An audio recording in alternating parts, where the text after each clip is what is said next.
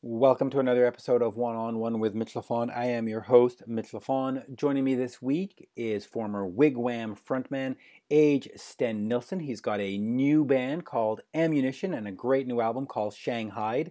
Also on the second part of the show is Sal Costa, formerly of My Darkest Days, and he also has a new project called Smashing Satellites. No co-host this week. I'm flying solo, so let's sit back and enjoy. Here is Age Sten Nilsen of Ammunition, formerly of Wig Wam. Good morning. No, it's good night, actually. Good night. Yeah. Out in Norway. So we say of Ammunition, but folks that are listening, some might know you better from the band Wig Wam that had a great run for at least a decade. 13 years. Yeah, 13 years. So 13 years. So we'll talk about Wig Wam. We'll talk about the new album. We'll get started with that. So first of all, the new album, SHANGHAEID. Yep. I have a copy. It came out in Japan in the fall. It's coming out at the end of January for the rest of the world. Tell me a little bit about getting this band together. Is this a one-off or is this a long-term project? Oh, this is hopefully it's a long-term project. You never know that, of course. But that's the whole plan. And we started this as a band, and we intend to make it for the long run, definitely. So, quickly I gotta ask you, with Wig Wam, you had a bunch of great albums. Musically, fantastic. The image of the band, though, is what seems to have gotten you in trouble. I think especially for North American market or fans, we didn't know if you were serious. We didn't know if you were Spinal Tap. Were you trying to do darkness? So let's talk about the image. Well, this band, Wig Wam started up in 2000 actually, and it was actually a jam band. We were put together. It was the guitar player who called me and wanted if I could, be interested in jamming. They had this Friday nights out, a place. I don't remember the name of the place. Doesn't matter, in Norway.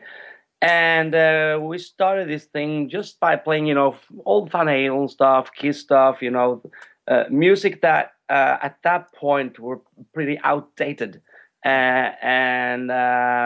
People seem to respond to that. I mean, after the 90s, it definitely was a kind of a hunger for that kind of music again, with guitar heroes and, everything that comes with it. And so we were asked to do this 80s party. And at this time, we were simply a jam band, and we were called something like the Absolute Friday band, because that night was called the Absolute Friday Night. So we were just the Absolute Friday band, and we happened to do this 80s party, and going through the songs, and we thought, hey, we should have a name, something to go with it. We can't be called the Absolute Friday Band at that party. So it was during one rehearsal, really, that we got into this stuff with these silly names and this and the costumes. We were to have a poster. So I remember me bringing digital camera, and just told the guys to bring whatever. And, from what people wore on that photo, they got nicknamed. Right. Yeah. So it was actually, like a tongue-in-cheek party band, but it became very popular. So we were very busy, playing that kind of party stuff, the first maybe 3 years. And we almost became kind of a cult band, because people got into it. And at one time we started, to figure, should we write some new music as well? Because, that was also a hunger among the musicians in the band. So we started to write new original tunes that we blended with the cover stuff without telling anyone. We just treated our songs like they were classics. So people were like, we were going straight from, for example, Heaven's on Fire, straight into one of our songs like Crazy Things, or that one. In My Dreams, or... Yeah, no, not In My Dreams, not at that time. But, you know, people would sing along, they would chant along, and, you know. Bless the Night, that's the one. Yeah, Bless the Night, we did that song, you know, for some years as well. That was probably one of the first songs that we did. Right. And people were singing along because they thought it was one of the classic songs from the 80s. And so we got started. And we started, you know, it was like a, you know, theme show, and we had all these funny stories, you know, about how the old bands had stolen our songs. You haven't heard of these stories, right? I haven't heard a lot of the stories. I mean, no, you know, because we made believe that we came from the city of New York City, and from a place there called Bronx with a set, you know, the Polish Quarter. Right. And that we had released like 4 albums during the early 70s, and that we became, you know, drug addicts, and that we all moved to Norway to try to shape up, and that we got to meet each other again in the late 90s and decided to have a comeback. So here in Norway, we had this comeback. This great rock and roll band from Bronx had a comeback, and but of course there was a Wig Wam in the 70s, that progressive Finnish band. Yeah. We didn't know that. We didn't know that back then, and it was all for fun. So, you know, even when we got this first gig at the Eurovision Song Contest, I mean, we were already planning on doing an album, the first album, and we just sent a song to the Eurovision Song Contest in Norway, more for fun, I think, because no one thought that we would actually be in that competition, and because, you know, we definitely weren't that kind of a band. Right. So, but we thought, hey, if we come in there for the audition, probably they will give us some gigs. Yeah. Probably there will be people there working in the business that would like to have us on some 80s party or whatever. Right. So we got in there, and they just loved it, and they really wanted it on the show.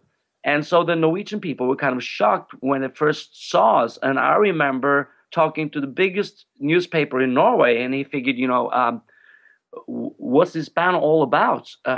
Where do you come from? And what's the story of the band? And I told this guy the story of the band, like I just told you, from the 70s, that we emigrated to Norway, and, you know, and we had a comeback, and he wrote like 2 whole pages in one of Norway's biggest magazine about the band's history. So it was pretty fun.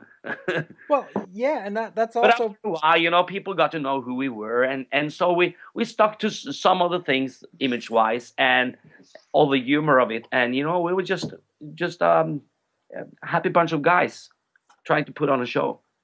Yeah, and I think that's what confused some people, though, is when you started getting out of character and becoming this serious rock band, they sort of went, well, what do we do with this now? You mean Wall Street, the Wall Street album? Yeah, I have it in front of me.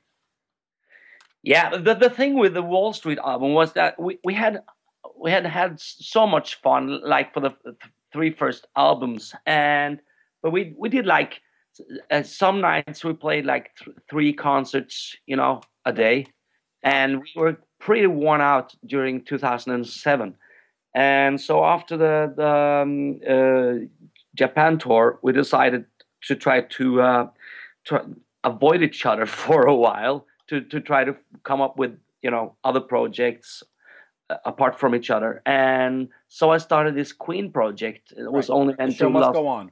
Yeah, Show Must Go On. It was meant to last for five nights. Actually, I invited the guys to be a part of it. I mean, to have something else in common, and to have a common, you know, a show together that we can do on and off tours. I mean, in between tours with Wig Wam. but I think maybe it was more healthy for us to keep away from each other at that part. Right. But then when we did nonstop rock and roll, we still had that guts. I mean, we were really getting back together again, and we were all fired up.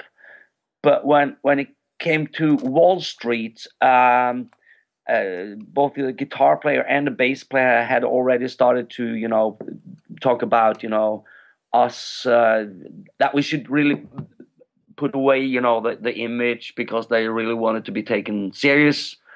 And I was probably the one that was most against it, but I thought, you know, we're Wig Wam or we can do something else. Yeah. This is what people love about us, you know, the humor and that kind of music, and the showmanship combined with the music, you know, not taking anything seriously. And we always had that slogan that, you know, cred sucks. Yeah. And we never cared for cred. So at that point, suddenly cred seemed very important to some of the band members. And so we tried, I mean, Wall Street was a compromise between trying to receive cred and still trying to stick to the same style. So I mean, that's why we are all dressed up in suits and stuff, you know. Yeah. Of course, with the name of the album as well. But we really tried to tone it down a bit, and it didn't work. Is it a little bit like KISS taking off the makeup? I mean, it sounds nice and it looks nice and it makes for a good newspaper article, but at the end of the day, the band is the whole package. Take it or leave it. Yeah, I think, you know, compromising has never been my thing. I think either you go 100% for something, or you just walk away from it. And this was like 25%. And I also remember us when we tried to record that album. It was so we were on different planets, you know. You know, music style wise, you know. So, and it's easy to hear that on the album as well. It's very schizophrenic. Yeah.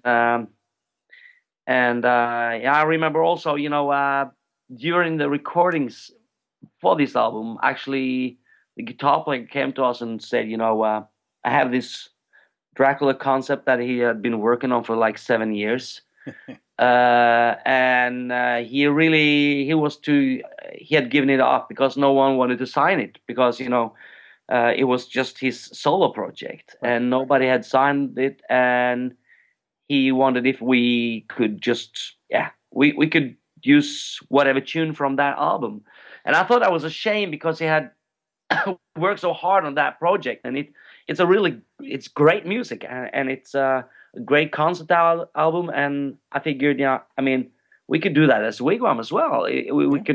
We could put your name on the front cover saying music by, you know, and we can make kind of a rock opera. That would be cool. Yeah. And they all embraced that idea, and so we really were into it. So straight after Wall Street, we were actually about to carry that out, and we had already booked a theater for 2 or 3 weeks in Oslo to do the preview, and we had guys looking at the script, and we were just about to go public with the project. Do you think it didn't happen? No, it didn't happen. Do you think that Wig Wam at some point can get together and do more music, or they're off doing Baby Snakes and you're off doing Ammunition and that's it, we don't talk to each other anymore? Or oh no, you know, throughout the years it's been, you know, it's been very many issues inside the band. But you I mean, I'm not a girl. I can take that. It's been some tough runs, but at this point, you know, after we were supposed to do that rock opera thing, and the guys suddenly started up a new band, released a new song a week before we released the Wall Street single, and not calling me to tell me that they had become recording members of Yorn when we had already booked this theater. I had to read it on the internet, and that Jörn Landa had actually secretly been recording his vocals on the same album that we were supposed to do with Wig Wam without telling me. I mean, there's stuff there. I mean, if you're friends, I expect from my friends that they would call me and tell me something like that to feel safe, to tell me, you know, I really want to do this with him or that band, and I don't want to do this anymore. Just be honest. Yeah. So dishonesty really, it doesn't trigger me to work with people who's not being honest with me. No, I can understand that, but yeah. I'm hoping that maybe in 10 years from now, or even 15, that with age you can just go, you know what? It's not worth it. I can honestly say that Trond Halter is one of the best guys I've ever worked with as a guitar player. Yep. Love his style, and but the thing is, you know, sometimes, you know, you have great musicians that you really can't work with, and what I always missed in Wig Wam was the ability for him and me to sit down and actually to work together.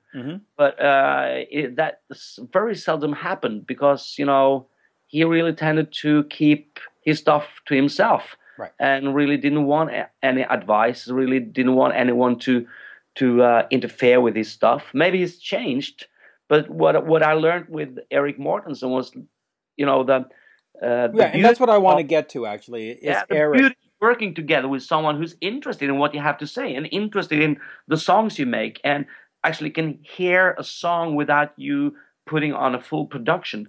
Actually can hear the song even though it's only played on an acoustic guitar, and take that song and to work together as a team. That's a very important part of what makes music fun to me. Yeah. So let's concentrate on Ammunition and SHANGHAEID. First of all, it's got your name on it, but that's just for to be recognized. Eventually, the band is just called Ammunition, correct? Yeah, correct. And in the band, you've got ERIK, and you've got Hal and Robin, and you know, the guys from Sabaton and King Diamond, but ECLIPSE. Yeah. Great Swedish band. Yeah, they are. Definitely deserve to be discovered in North America and the rest of the world. They are fantastic. Definitely. But what does that mean for you, though? With the guys from ECLIPSE, are they doing double duty? Is there ECLIPSE and Ammunition? Or at some point, do they just go off and be ECLIPSE and you have to get new members? You know, we don't look...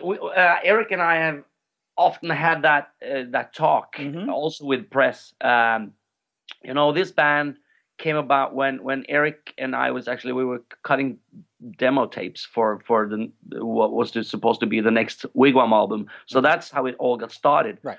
And so I brought songs to ERIK, and I wanted him to produce the demo tapes because I figured at that time, that stage of our career with Wig Wam, I knew that I couldn't bring in just songs done on an acoustic guitar. I had to bring in like full productions for the guys even to listen to it.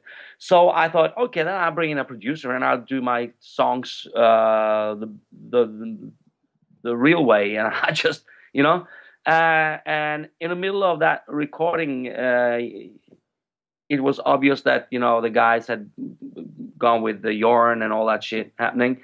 So when I decided, you know, this is not going to happen, you know, anymore, this band is dead. And I had a heart-to-heart with ERIK, and because I told him I'm going to change this whole recordings into, you know, demo tapes for a new soul album instead. Yeah. But then he said, you know, why don't we form a band? Because, you know, this is magic. I mean, the thing that we have together, it's so strong, and we work so well together. So it was actually his suggestion to start a band. And the same question that you asked me, I asked ERIK. I mean, hey, you already have a band, and how? And a great band. So you have Nordic Beast, and I have ECLIPSE, and you have your Queen show, and, you know, there's, I mean, I think that, you know, the I don't. We never saw that problem after that talk, because there's not the biggest chance for Eclipse. I mean, to be that busy for the next year. I mean, of course, might happen. Their album goes to #1 and they have to leave the band because Eclipse is so fucking popular that they have to play every day. Right. But that's a risk you have to take. Yeah. And the same with Ammunition. If this thing takes off, but right now nobody has to choose. But Ammunition is kind of a band that I started up with ERIK, and it will continue the same style, same musical style, but hopefully we'll manage to stay together, and that's why we also have the same booker for Eclipse and Ammunition, right. A Swedish guy who knows the timetables, and yeah, it shouldn't be a problem really. No, and what's interesting is, SHANGHAEID came out in the Japanese market in the fall. Yeah. But SHANGHAEID and also Eclipse's Armageddonize both come out at the end of January, early February for the rest of the world. So you're going to be in direct competition with ERIK. Now then they're going to release their album in March, I think, right? Well, I have February. I guess I'm always looking at the Japanese release sheets, but maybe it's March for the rest of the world. But yeah, it's almost going to be head to head. Yeah, almost. Hopefully people can buy 2 CDs then. I did. At the same time, it's not the same kind of music. Of course, you'll hear Eclipse inspiration on the Ammunition album as well, but they're more AOR than we are, I think. Yeah, I agree. Let me quickly ask you again, back to Wig Wam for a second. Band did great in Asia, band did great in Europe, especially Northern Europe. Yeah. Not much noise in North America. Why is the North American market so difficult for bands like you? I don't know. Probably it's harder for us to come there and play. I mean, we're a live act, and for us to come to North America to play, first you have to get access to get into America to actually play, and there's a lot of a lot of work. Yeah. I mean, to get those gigs going. In Norway, we're actually kind of spoiled. It's a very good market for live music, and the fees are like 200% higher than what we will probably get from a gig in America. So, truth being told. Yeah. Now, the band also recorded the KISS cover "I Was Made for Loving You." Yeah, and you got Bruce Kulick. Well, that's what I was going to ask. You got to have Bruce Kulick on it. Tell me about how you got Bruce on it, and then for you as a fan of KISS, having a KISS guy on it, how was that? It was pretty amazing, I tell you. But I think this was after we had played with ERIK Singer when he had just become a member of KISS. Right. We did like 3 or 4 songs with him, 2003. Okay. Probably. Wasn't he a part of the band in 2003? That's when he took Peter Criss's place again, right? Let me think. 2003 they went to Japan and did some shows with Ace Frehley, and then 2004 he came back permanently. Yeah. So we did this show with ERIK Singer, and that was great. And then Bruce was actually coming to Norway, and I went up to do a jam session with him. Actually, we did 3 or 4 KISS tunes together. It was a small club in Oslo. Right. So after that, he was asked if he wanted to do this song with us for that tribute, and he did. And we stayed in touch after that. We done some more gigs together, and he's a great guy. Yeah, I love Bruce, but the song was on the tribute, but it also ended up on the Japanese version, because I have it in front of me, of "Hard to Be a Rock and Roller." Yeah, that's right. That's right. That's right. I'm telling you, I've got all the Japanese stuff. If you want all the bonus tracks, you got to track it all down. So yeah. they really need that the bonus tracks. I mean, it's all for for the yeah. Just quickly back to Ammunition. You know, now that I've got, for example, I've got the back cover of Hard to Be a Rock and Roller, and I've got the back cover of Ammunition, both staring at me right now. And one, you're in a big white fur coat. Well, actually, the drummer Sporty's in a white fur coat, and it's sort of it's outrageous. white. And of course, with Ammunition, it's more of a toned down black, regular sort of rock band look.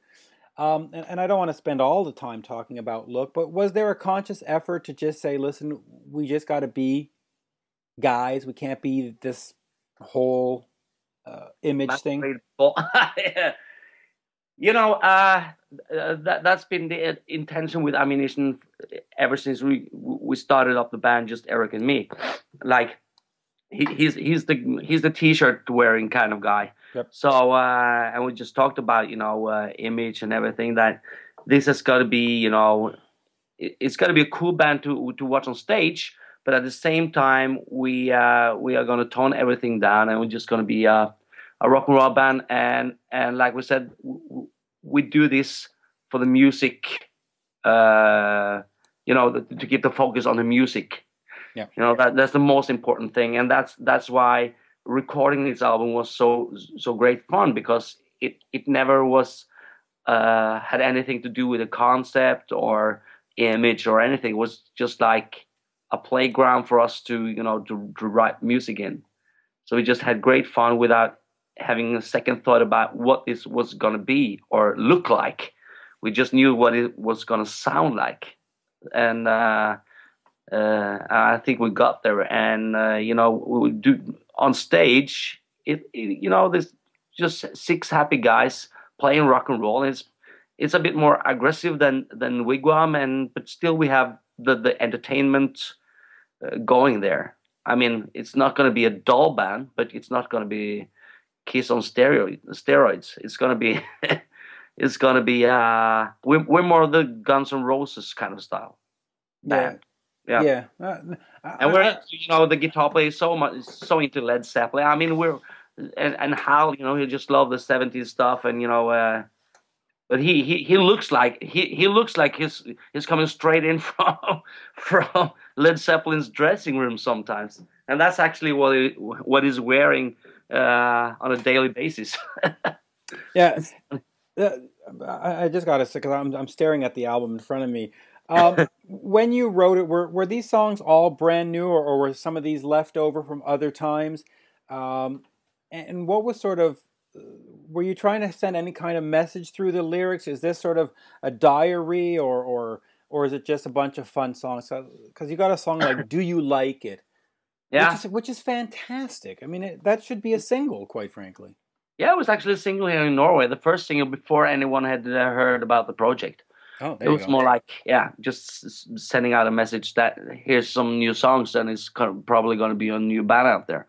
But you know, all the songs are written, I mean, in different periods, except for the ones that we wrote in directly, Eric and me. I mean, "SHANGHAEID" was actually supposed to be on the Non-Stop Rock and Roll album, but it never got there. The guys didn't like the tune, and I brought it to ERIK, and he loved it at once. And we started working on it, and it became "SHANGHAEID." It's pretty much the same song as the demo, but you know, he brought in that cool riff in the intro. Right. And that song is, you know, the lyric is pretty wild. I mean, it's about waking up with someone you weren't supposed to wake up with. Your mom? Huh? Your mom? No. A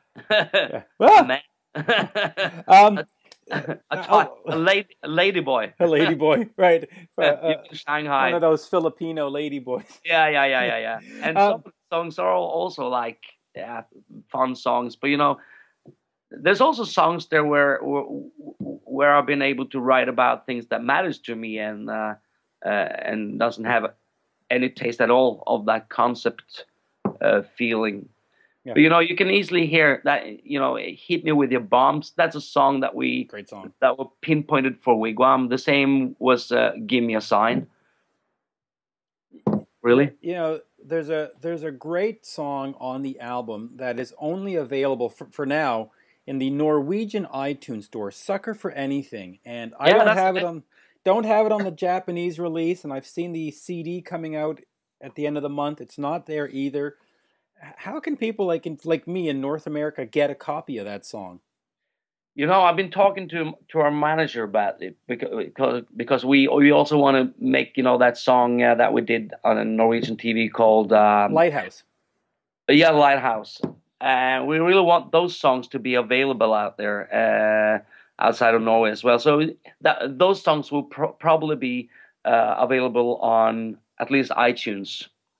Yeah, well, Lighthouse is available in the Canadian iTunes store. That I was able to buy, but Sucker for Oh, Anything I cannot buy, and it's driving me crazy because it's oh, the we'll minute and a bridge half.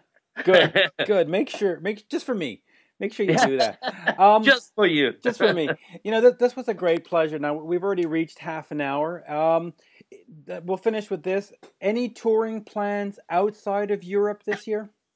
Yep, we are working on that. We Good. really want to tour, and we really want to go out there and play.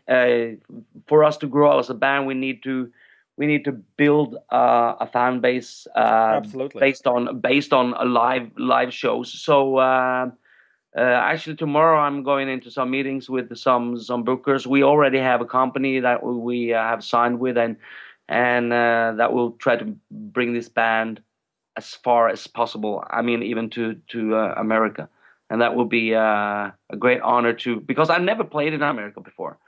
Yeah, and you Actually, should. I did one show in Las Vegas. That was I was doing the Queen show stuff there. Right. Yeah. Yeah, but we need to get ammunition, and the album is strong enough that I think fans over here would really like it. But listen, in Montreal in August there is the Heavy Montreal Festival. 80,000 people showed up last year to see Oh, Metallica geez. and all Yeah. the other bands. It's a great place. So if you're speaking to a booker tomorrow, ask him to look into that because that is it's just fantastic. And Oh, we'd love to do that. oh yeah, I mean, Yeah. the fans are great. The festival is great, and a new band like Ammunition would be a great addition. So tell your booker to look it up and get over here. What's it called? Heavy metal, Heavy Montreal. heavy Montreal. Yep, Cool. you can just Google that and you'll see it's. I'll Google that, Mitch. But last year there was Lamb of God, there was Dropkick Murphys, Offspring, Metallica. Oh, cool. Exodus, Twisted Sister. I mean, just it's perfect. We need to get Ammunition there. Oh, cool. And that's the thing with how small the world has become with internet and music to spread. I mean, Gene Simmons once said that rock is dead. Actually, it's very much alive because people get so much more connected now. It's Hmm. so much easier to get connected, and there's no record industry telling you what to do and what not to do. I mean, no man in suits told us what kind of music to make this time. It was our own decision, and it's the freedom of expression. So to bring music out there and to actually to have festivals like the ones you told me about, and people to bring the word around. That's spread the word around about the band. You know a band called Rival Sons. Yes, I do. Great band. I've interviewed them Oh, they're actually. growing and growing and growing, and they're not growing because of their TV campaigns or anything like that. They're growing because they're a great live band, and people talk about them, Yeah. and play their music to their friends, Hmm. and that's how I also got into Rival Sons, from having a friend that just put on the CD and wow, what's this? And so that's kind of interesting. I mean, how to bring your music around the world. Yeah, well, that's how I got into Ammunition. Listen, I was speaking with a friend of mine who runs one of the websites, and I said, "Listen, I need some new music. I'm tired of the KISS greatest hits. I'm tired of Aerosmith greatest hits.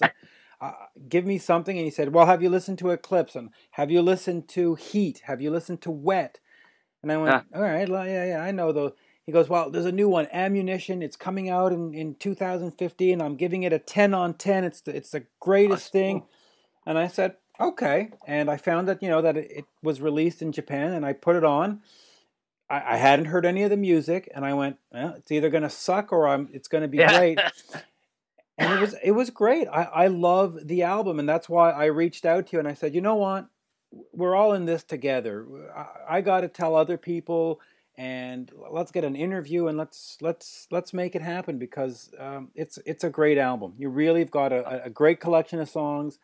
There's some hard rock stuff. There's some more poppier stuff like Do You Like It, Silverback, Tie Me Down. I mean, there's a lot of great stuff. Thank you. Fun stuff. Road to Babylon. And that's the thing with music. I mean, and hard rock and roll. I mean, you get connected with other persons that are into that kind of music, because we love this music so much, and it will. I mean, it's a bridge between countries and religions, and and it's such a cool thing to experience. Like this interview, for example. How this interview happened. Yeah. I mean, it's cool.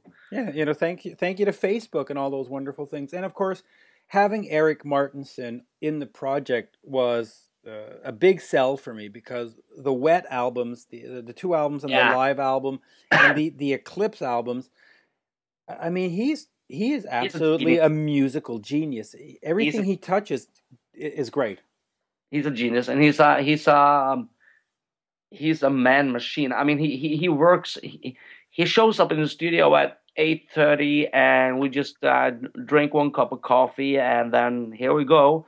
And he won't go home until he's finished. And it's like, if it's like midnight or 1 o'clock in night's time, I mean, he just he constantly works. And he's a dream to be around in the studio. He has so many ideas. Yeah. Never gets tired. And that really inspires me, how he works. And everything is done with purpose. Focus, and because he loves it. He doesn't do it because of the money. He doesn't do it because he have to do it. He just loves to do it. And every time he picks up the guitar, and we just sit around, jamming. It's a constant creative process. I mean, for example, the song "Take Out the Enemy," Hallelujah. Mm-hmm. I mean, he was working on this guitar part there, and that was before we had started to write the song. He was just doing some guitar stuff, and I was going into the bathroom to have a piss, right. And I heard this thing, and I just come running out of the toilet, like, wow! And I do this gospel thing, Oh yeah, shit! And here we go, and there was a song. Yes, he's and that's great. The thing, one thing leads to another, and when you're playing like that, it's So let's finish with this question. What's the better album? Ammunition, SHANGHAEID, or Eclipse, Armageddon Eyes? Hopefully, hopefully both, right? But to be very honest with you, I haven't heard any songs from. Oh, really? Okay.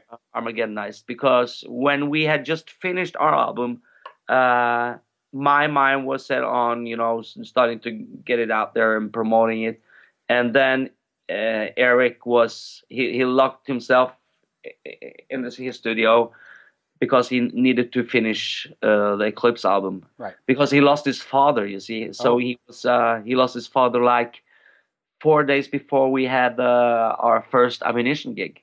We did a gig with Slade and Sweet here in Norway, and his father died. He was supposed to come down to his to ERIK's family to celebrate ERIK's son's birthday. So he had bought this big present for ERIK's son, and it was actually lying there on a chair in front of his bed, and he had died on his bed before rapping it in or something like that. Wow. And ERIK, of course, he was devastated. He Oh, yeah. he had a hard time, and I believe he has a song on the album called "The Storm." I'm really looking forward to hearing this album, because I think it's he's been writing the songs and the lyrics with all this in mind. And I mean, he's going Heavy through a tough heart, period, yeah. so yeah, he had. I think there are many melodies there that will kind of. Well, I heard a clip of The Storm yesterday, a 2-minute clip of it yesterday, and it sounded fantastic. It really did. If you head over right now to melodicrock.com, they've got 5 of the songs, 2-minute samples or minute-and-a-half samples of 5 of the songs. It's great stuff. I mean, you know, the last 2 albums, Bleed and Scream, and what's the other one? Something to Rock. Here, I have it in front of me. Are You Ready to Rock? Yeah. Great stuff. So definitely, I'm certainly sorry to hear about his father. That's you know, my sympathy and my heart goes out to him for that. But the show must go on. The show must go on, right? Yeah. And I certainly wish him well, and I wish you well. It's a great pleasure speaking with you today. And you know, listen, let's hope that the word gets out, and I certainly encourage people that listen to me to go check it out. Cool. And of course, I encourage people to buy the album. Please, let's not do downloads. Everybody needs to keep the rock and roll going, and it's by buying the music that happens. So of course, and we'll be more than happy to visit Montreal for that heavy Montreal. Of course, I'm telling you, tell your booker to look it up, because it is the place to be, man. It is. I go every year, and last year 80,000 people showed up for Metallica for over the 2 nights, 60 different bands. Of course, that's awesome. The venue is great. It's on an island in the middle of the water. Well, of course, where else would islands be? But you know, you're on this island, and you've got the city of Montreal in the background. You can't get better. You just can't get better. And you know, Rob Halford played it a couple of years ago. He walked off the stage, and he looked at me, and I said, "So what do you think?" And he said, "That was the best festival I've ever played." And you know, listen, if that's what Rob Halford says, then that is probably true. Yeah, it's probably true. Yeah. You know, so you got to get there. Yeah, definitely. The first thing we'll do now is for people to experience Shanghai and to get into it and to create a demand, and we'll start off here where people know about me and know about, you know, the band more. Yes. Try to start here, and we'll also try to get festivals around the world, and and we're not that expensive yet. Not that expensive yet. Yeah, so, and of course it's more like, yeah, we have guitars and we want to play. Yeah, we'll do backline. Just fly us in. We'll play with whatever you have sitting there. Of course. Great pleasure. And of course, make sure that Sucker for Anything gets into all the iTunes stores around the world. And thank you. Yeah, and probably hear it live too. I absolutely enjoyed this chat. Look forward to hearing all the songs live, not just that one. Cool. Great pleasure. Thank you. Thank you, live. Okay, thank you for having me, Mitch, and take care. Absolutely. See you at Heavy Montreal. Yeah, and you know what? Quickly before, is there anything that you need to plug in terms of websites? Is there a place? Oh yeah, there's a new website that will open now, the January 23rd, the same day as the album was released. It's called ammunition.no for Norway. For Norway, ammunition.no. Absolutely. Thank you. Be a new home, and we'll keep all. We'll publish all the live dates there as soon as they are confirmed, and yeah, we're gonna play with Magnum and Michael Schenker Group at Vesper Rock Festival. That's gonna be cool. Oh, that's gonna. Yeah, I forgot to ask you about that. And that's also ECLIPSE. So we'll play on a Friday, and ECLIPSE will play on Saturday, and so that will give the rest of us guys a day off, so we can get drunk and listen to ECLIPSE. but not Eric. He has to work double duty. Too bad for him. Robin, they has to be, on duty, but the rest of us, we're gonna be in the first row, screaming and bleeding and everything, and yeah, it's gonna be great fun. Looking forward to that. Me too. I'm going to have to get to that one. Thank you very much, and let's do it again. You know, a few months down the road, we'll do another one and keep the promotion going. Cool. Keep you updated. Thank you, sir. Okay, Mitch. Take care. Now. Yeah, bye now. And there you have it, my interview with Age Sten Nilsen of Ammunition, formerly of Wig Wam.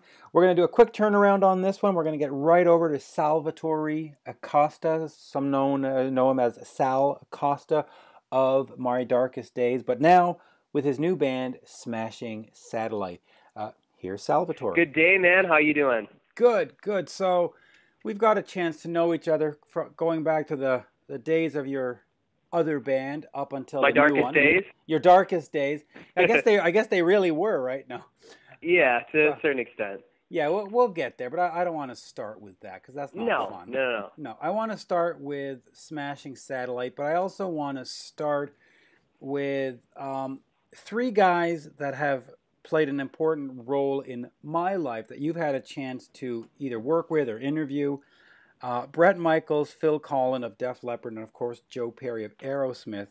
I want to know sort of how you got to work with those guys, and then we'll talk Smashing Satellites, and we'll do Road Eats. We'll do the whole history of Sal Costa. So cool. Bret Michaels, tell me a little bit about that. How does Sal, the guy from Ontario, hook up with Bret Michaels? Man, it was actually pretty funny. We played a Halloween show together, a one-off show in, I believe it was Edmonton, Alberta. Right. And it was just like a regular kind of Halloween show kind of thing. And I honestly didn't even think he even knew we were playing, or that I didn't even think he was aware that we were on the bill. Right. But after the show, I ran into him backstage, and he was just like, "Hey, man, I'm Bret. I really like the way you play."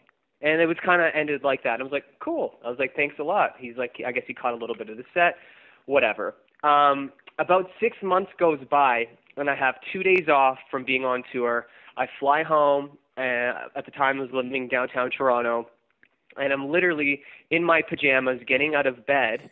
And I had 2 days home, and I wanted to start building my studio at my place. So I used to live right by a place called Steve's Music, which I think you all started in Montreal, right? Yeah, it's the greatest store. It's a great store, and I wanted to start talking about some gear or whatever. So I'm at the time I'm with my girlfriend, and I'm at Steve's Music in my pajamas. It looked like I just got run over by a truck, and I'm in an in-depth conversation with a guy about gear. And my cell phone rings, and I give it to my girlfriend, and she answers the phone. I'm like, Jamie, like, just whoever it is, just tell them I'll call them back or whatever. So I give her my phone. I'm talking to this guy, and Jamie's just like, Sal, I think you should answer this call. I was like, no, like, just tell them I'll call them back. It's no big deal. And she's like, no, it's Bret Michaels. And I was like, what? Hold on a second. So I grab the phone, and I'm like, hey. And he's like, hey, man, this is Bret. You know, I met you at blah, blah, blah, blah, blah. I'm like, yeah, totally. I remember that show. Hey, just quickly, like, was that a Poison show or a Bret Michaels solo show? It was a Bret Michaels solo show. Okay. So sorry, continue. This is where it gets kind of interesting, though. So he's just like, well, I'm on tour with Motley Crue right now. Poison was on that Big Bill Motley Crue Poison on tour together. Right. He's like, and we're playing Toronto tonight. He's just like, I heard you're in Toronto. And he's like, I would love for you to come and play our encore with us. Nothing but a good time. And he's like, just show up with your guitar, and we'll be like, and just I want you to play with us. So I'm like, okay, we're going to do like a sound check, a rehearsal, anything. He's like, no. He's like, I'm not even across the border yet. He's like, the show's in like 4 hours. Just if you're in the area, go home, grab your guitar. We'll have somebody pick you up at the front of the amphitheater and take you on my bus, and we'll talk about it further, and then we'll just jump on stage. So I'm like, what the hell? Like, it was so weird. So what a great story. I'm like, yeah. Like, don't worry, we won't even plug you in. Just show up. Well, that's the thing. I was like, maybe they're not going to even plug me in or whatever. And I get onto the bus, and he's like, no. So here's what we're going to do.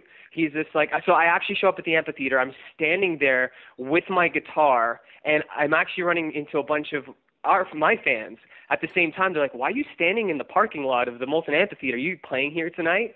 And I wasn't really sure if I was able to say anything, so I was just like, I don't know. I'm waiting for my girlfriend. Yeah, it was so weird. So I'm standing with my girlfriend at the time. We're hanging out, And somebody comes to pick us up. They take us to Bret's bus, and Bret's like, listen, I want you to play Nothing But a Good Time. We're going to bring you on for the encore. I'm going to introduce you, and then you and CC DeVille just play off each other and play off the band and just be you, man. Just be Sal. I'm like, cool. And I was just like, well, he's like, we're going to have you on a wireless pack. My tech's going to give you your guitar. You're going to be all set up. Just walk on stage and wail.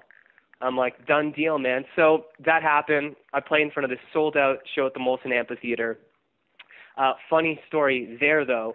He threw his harmonica like 5 minutes before I was supposed to play with him. He does this thing where he plays a harmonica and he throws it off stage. Right. And his tech catches the harmonica. And I'm standing side stage, and it was probably the only time in like 30 years that his tech doesn't catch the harmonica. And it slips through his hands, and it literally pelted me right in between my shoulder and my chest. And it literally made my arm completely limp. And I was like, oh my God. Like it got that dead feeling of like when you sleep on it. Yeah. I was like, this couldn't have happened at a worse time. Now I'm going to have to go on stage. I can't even play. I'm going to have to use one hand. So it ended up being fine. But pretty much about 2 weeks after that, so we had this great show. It was awesome. High fives everywhere. A few weeks after, Bret calls me again. He's like, that was so much fun. I really liked it. I'd love for you to play on the first single coming off my solo record. And he's just like, I also have another guitar player on it. His name's Phil Collin from Def Leppard. I was like, I definitely know who that is. You might have heard of him. You might have heard of him. So he's like, I'd love if you guys could both play on the song together. Again, play off each other. I'm going to send you the track, and you just be Sal. And so at this time, I was so new to Pro Tools. And again, I had only I was off for a few days, so I'd flown home. So I personally had only a few days to do this. And I pretty much just did one or two takes of me just playing through the whole song. And I just sent it over, and it ended up making the record, and it ended up being his single, and it was really cool. Wow, what a great story. Now, was that what you did with Phil, just that one thing, or did you do more with Phil later on? No, I haven't done anything with him since. It was pretty much we went back and forth on making this, finishing this song. I was the first one to lay down my parts, and then I believe Phil laid down his parts, and it was it. That was it. Wow, what a great story. So you know, hey, now let's move on to some Canadian guys you worked with.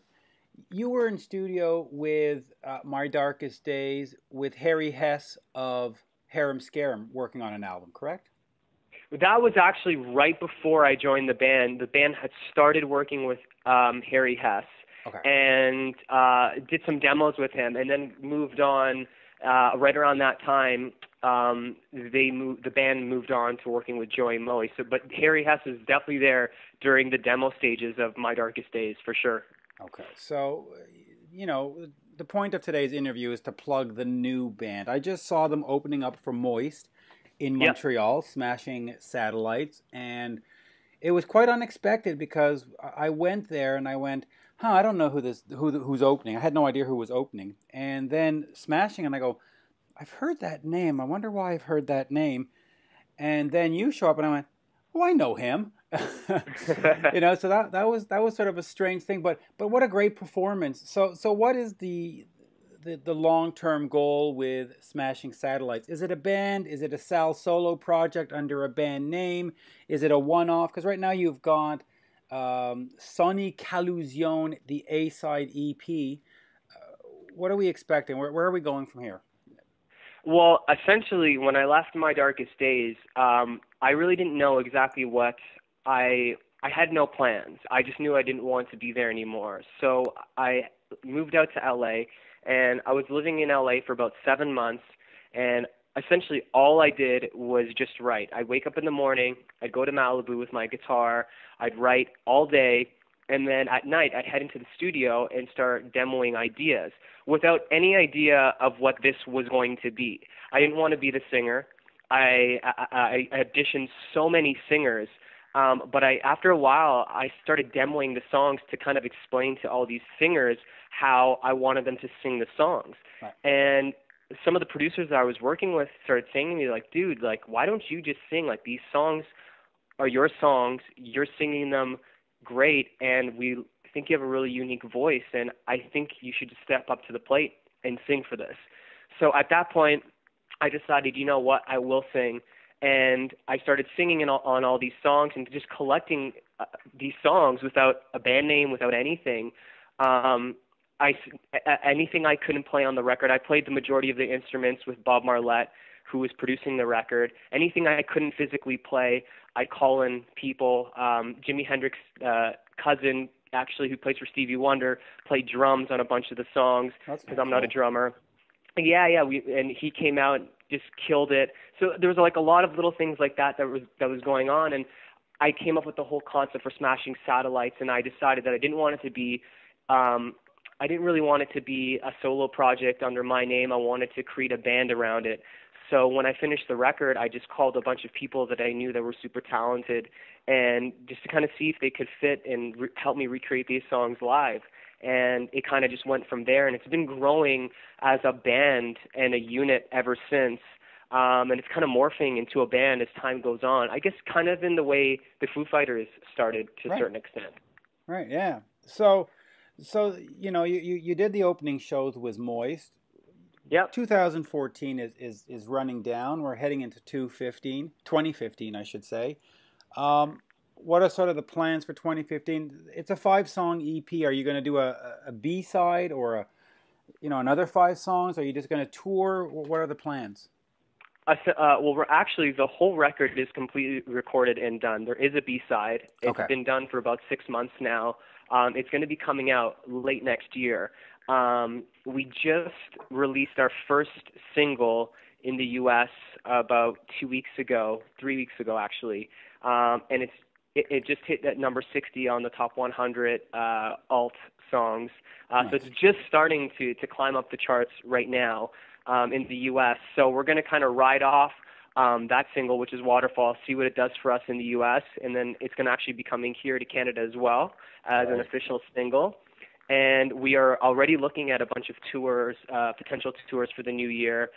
We have one show already booked for New York City, I think on the 21st. Correct. It's kind of like a Smashing Satellites show. But there's been a lot of kind of tour talk and a lot of bands that we've talked to about touring with that we're going to be looking at for 2015. So it's pretty exciting, man. I have to say it's moved really quick, considering this was just something that I didn't even know was going to exist when I started it. Yeah, one question that I ask artists all the time is, what's the point of making an album in this day and age? Why not just throw a couple of songs on iTunes and tour on it and move along? And people hate that question. They say, Mitch, stop asking that. But you're sort of doing what I see. You did 5 songs. You have them already, like you just said. Why didn't you release it as a full 10-song or 12-song album with the whole sequencing? Why do it in small batches? Well, essentially, I kind of wanted to. For me personally, as a music listener and enjoyer, when I get a record, I exhaust it so much. And when I get a record that I love, I will listen to it straight for like 2 weeks until I'm completely sick of it. Right. And usually just move on to something else. Right. And I think a lot of people do that. So I wanted to, and then the problem is when you're an artist and you've put the labels, put all its resources and all its marketing and time into this one thing, this one clump of music, then you're at least 2 years away from making another collection of songs for your listeners again. So I thought, let people exhaust these 5 songs, because I think they would have exhausted 10 songs in the exact same way. Right. And then when they're getting tired of these 5 songs, I have 5 more songs in the bag to put out.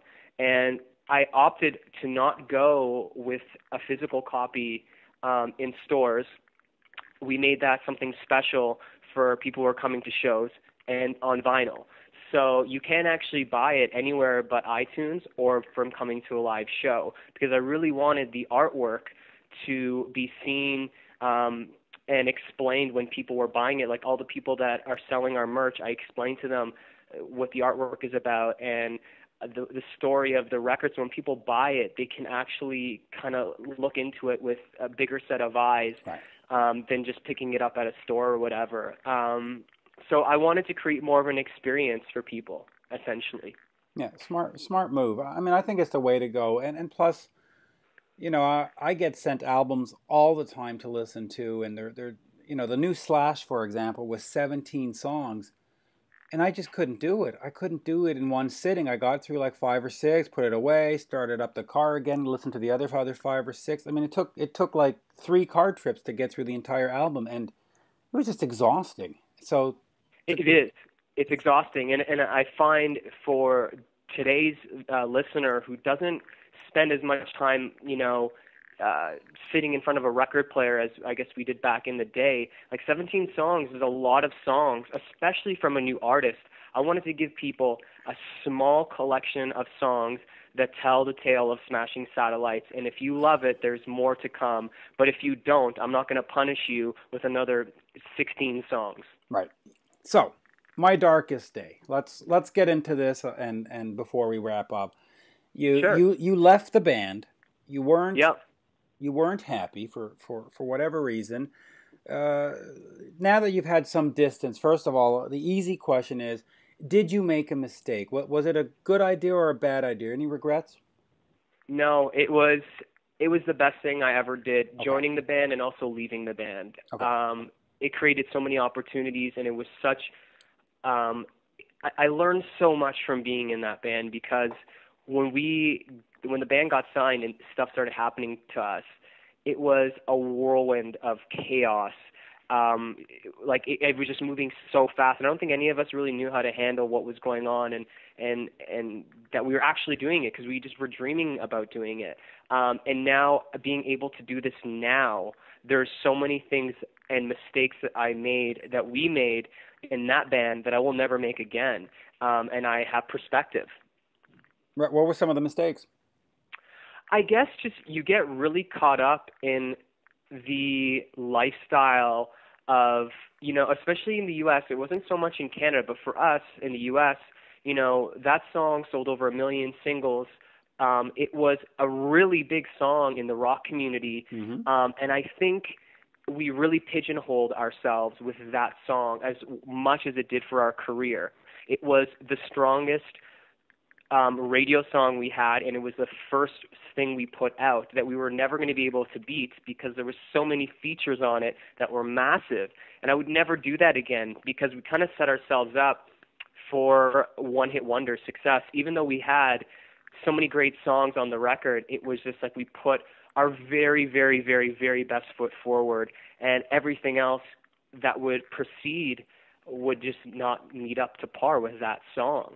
And I remember when we were having our second, third, and even first single off the second record being serviced to radio, I think Porn Star Dancing was still getting more radio play than all of those songs combined. Wow. And coming around now with Smashing Satellites, I know in my heart which are the strongest songs for radio and for my career. And those are songs that I'm going to want to save. And I think I want to show growth as this moves forward and progresses, versus just throwing out the best thing possible first and then having nothing to follow up with. So I think that was one major lesson I learned with that band.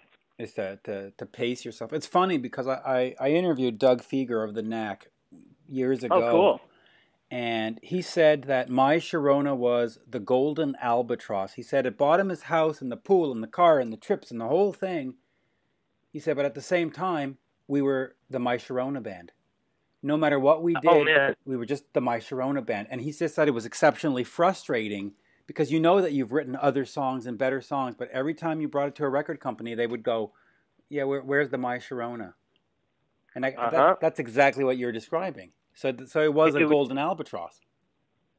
1,050%. And people were just like, you know, I'd walk down the street sometimes and people would be like, you're the Porn Star Dancing guy. And after a while, it just started to drive me crazy, because like it was the last song that the band had for the record. Like that pretty much came in the final hours of the band's debut record, and it's just kind of funny because it forever changed the fate of that band and what it would be and what it was perceived to be, because we were perceived as just a you know, modern day Motley Crue. When you listen to the rest of the record, it's that band was not that. It was kind of an alternative kind of rock grunge thing with some pop appeal, but it definitely wasn't a Motley Crue type thing until that song came, and then literally that's what we became known as, and we had to just follow through on it full force.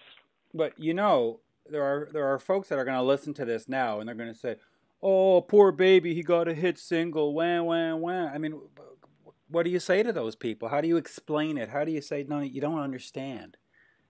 You know, it defines you. You're no longer Sal. You're just this silly song now. Exactly, and that's how I try to explain it to people. It's kind of like, the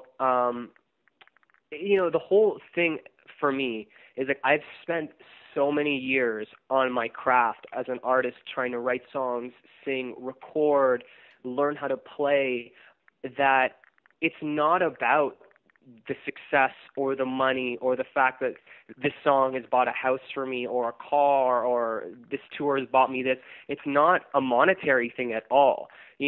For me, success is happiness. And if I'm not happy, I'm not successful.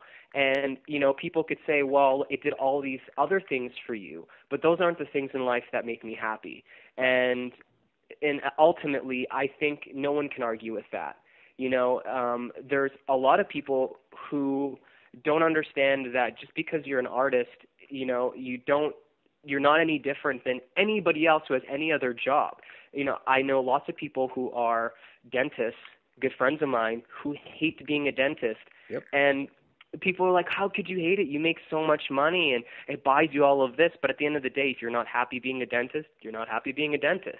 And it's very similar. And that's kind of how I've been able to explain it to people. Yeah, no, I fully agree. And let me end on this. I recently interviewed Joe Perry of Aerosmith, and you had a chance to sort of do the same on a TV show or on a show called Road Eats. Yeah. What happened to that? Is it still going on? Are you going to revive it? And how cool was it sitting across from Joe Perry, having him explain hot sauces to you? Dude, it's well, first of all, Road Eats is a super passion of mine. It really started because I was just in a different city every day. I'm a vegan, and it's really hard to find great places to eat. Right. I didn't start off as a vegan when we started the show, but later on, what kind of drove the show was the fact that it became harder to find unique places to eat. And essentially, when I started smashing satellites, I had to kind of put it slightly on the back burner just because this is taking up so much of my time right now. Right. But I was we were in rehearsals with the band, and I got a call from a TV host of a friend of mine in Dallas. And he's like, hey, man, Joe Perry is coming to town. And he knows that you're a vegan. I explained to him that you're into really cool food and that you're a giant foodie. He's like, pretty much, he explained. And he's just like, he's coming here to promote his new food. And we all thought it would be really cool if we brought you out, since you're a vegan and you can put a different spin on his hot sauce and kind of show people that it's not just used for barbecue and meats, because he wants to show people that it can be used on anything. Right. So that's kind of how it came together. So I flew out to Dallas. I met up with Joe. He kind of explained the whole backstory to me of his sauce, and then we just started eating. What a great story. You've got a whole bunch of great stories. Of course, folks need to head over to SmashingSatellites.com and over to iTunes to pick up SONICALUZION A-Side, the EP. Sal, always a pleasure. Man, always a pleasure, and it was really nice running into you again backstage. It's always nice to see a friendly face when you've been on the road for a long time. So thank you very much. Especially it was so unexpected too, because I got invited by the Moist people the day of, like at 3 o'clock in the afternoon. I hadn't paid attention to the show being in town. I didn't know who was the opening. I thought maybe it was an evening with, and then it's like, hey, look at that.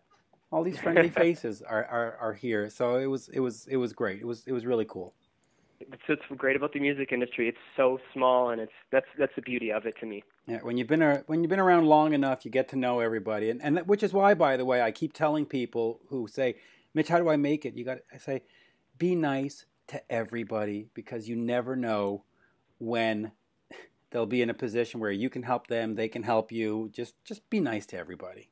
100%. I have seen that so many times over and over again in my short career as a recording artist, how things flip. You're the band on top, then you're the band on bottom, and then the band that was on the bottom is now on the top and is helping you. And this has happened so many times. So yes, just be good to people, and not even for any selfish reason. It's just it's good to just be good. Yeah, that's the best way to put it. It's just, yeah, absolutely. And there, by the way, is a good song title for you. So, yeah, good to be good. Good. So we'll see you on the road in 2015. Very much looking forward to it. Hopefully it'll be back at the Bell Center, either with a Smashing Satellites headlining show or opening for the biggest band in the world, whoever that may be. Always a pleasure, Sal. Thank you, man. It was a pleasure, and we'll definitely talk very soon. Absolutely. And there you have it, folks, my interview with Sal Costa of the Smashing Satellites, formerly of My Darkest Days. Band's new EP, SONICALUZION A-Side, is on iTunes now. Thank you for listening. I hope you enjoyed my interviews with Age Sten Nilsen of Ammunition as well, talking about his album, SHANGHAEID. If you like what you heard here today, please share with your friends. Tell them where to find me. Join me at my Facebook page. Hey, thank you. Always a pleasure.